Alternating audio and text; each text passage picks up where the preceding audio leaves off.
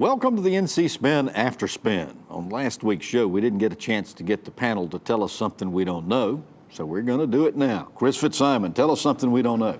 Well, we talked on the show about reducing the waiting list for NC pre-K to 75% roughly of the waiting list. What we didn't have time to say, and what I don't think people realize, is not just that a lot of the money to pay for that would come from the federal block grant program. There are a lot of things in this budget. The General Assembly has shifted from the state paying for it to the federal government paying for it through block grants and other things that President Trump wants to either eliminate or severely restrict or cut funding for. Now, the Republican Congress may not approve all of his budget, but they're going to approve some of it.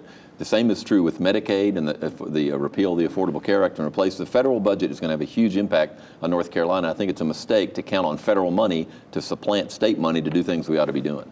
Phil Kirk, tell us something we don't know. There have been 4 special elections for Congress since Trump was elected. The media in particular has tried to make it out as a vote on Trump. And so the Republicans won the first 3.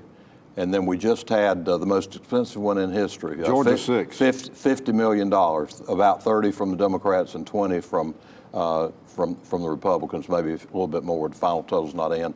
And the Republicans won that. So I'm not quite sure. The explanation I've heard is that some Democrats are saying we need to get rid of Nancy Pelosi. That's the only explanation I've heard. Oh, Peg O'Connell, tell us something we don't know. Well, in this, the budget that was passed this recently, there is actually $500,000 to start rebuilding North Carolina's youth tobacco use programs, which at one time were funded at about $17 million.